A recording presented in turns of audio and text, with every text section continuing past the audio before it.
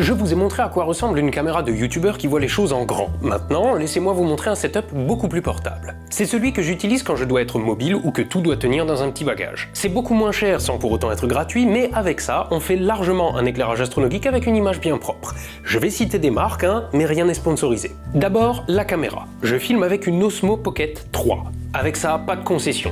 4K à 60 images secondes, une stabilisation mécanique sur 3 axes. Bon, allez, s'il y a une concession à faire, il n'y a pas de vrai zoom là-dedans. Mais pour filmer un truc de près, c'est amplement suffisant. Cette caméra, je la fixe dans ce truc, qui n'a pas vraiment de marque, que j'ai trouvé sur Amazon, et qui a le bon goût d'accueillir un téléphone. Parce que quand on est sérieux, on n'improvise pas son texte, et ainsi, je peux lire mon prompteur. La seule limite de ce système, c'est que ça m'oblige à regarder un peu en dessous de la caméra. Pour contrôler le prompteur en ayant les mains vides, j'utilise une pédale AirTurn 500 connectée en Bluetooth au téléphone. Ça fait rien de plus avant que de défiler le texte à volonté. C'est notamment utilisé par les musiciens qui ont des anti-sèches sur scène et qui ont les mains, occupées. Une autre solution consiste à brancher une souris sans fil en USB sur le téléphone, mais j'ai alors une souris dans les mains. Bon, c'est la solution que j'ai utilisée pendant des années et ça passait très bien. Cet ensemble, je le fixe sur un trépied. Et là, les concessions commencent. Soit vous restez très petit et très léger, soit vous êtes stable. Pour la stabilité, j'ai choisi un trépied Manfrotto Bifree. Il est raisonnablement petit, beaucoup plus que la plupart des trépieds corrects, possède une rotule fluide, mais c'est gros quand même. En très léger, il y a ça, un mix entre pied à lumière et perche à selfie de marque Ulanzi trouvé dans les tréfonds d'Amazon. Bon, par contre, ça marche que sur terrain parfaitement plat et sans une once de vent.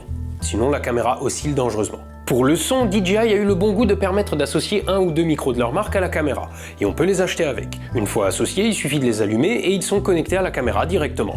Pas besoin de faire de synchro entre le son et l'image en post-prod. On en pense qu'on veut, mais moi je suis fan de ce matos. Bon, mais si j'ai besoin d'un zoom puissant, j'utilise ça, une caméra Canon XA50. C'est un gros caméscope, mais j'ai un vrai gros zoom 15 fois et une vision nocturne. Mais restons légers, car il reste à voir l'éclairage. Pour l'éclairage, j'utilise des panneaux LED Amaran Ace 25C. Ça éclaire fort, avec 1 heure de batterie, qui peut être prolongée si vous branchez une powerbank de téléphone portable, c'est puissant, vous pouvez au moins un peu modeler votre lumière, et vous avez à votre disposition toutes les couleurs qui vous chantent, ainsi que quelques effets sympas. Là aussi, on peut les mettre soit sur des pieds très légers en intérieur, ou dans un endroit plat et sans vent, soit sur des pieds un poil plus costauds, mais forcément moins petits. En vrai, quand vous cherchez la portabilité, le problème c'est toujours les trépieds. Moins cher que les Ulanzi, mais moins haut et pas forcément plus stable, j'ai tenté les pieds à lumière Amazon Basics. C'est bof. Mais en gros avec ça, vous avez tout le nécessaire pour faire une vidéo YouTube propre, bien éclairée, bien écrite et avec un son clair et un cadrage correct.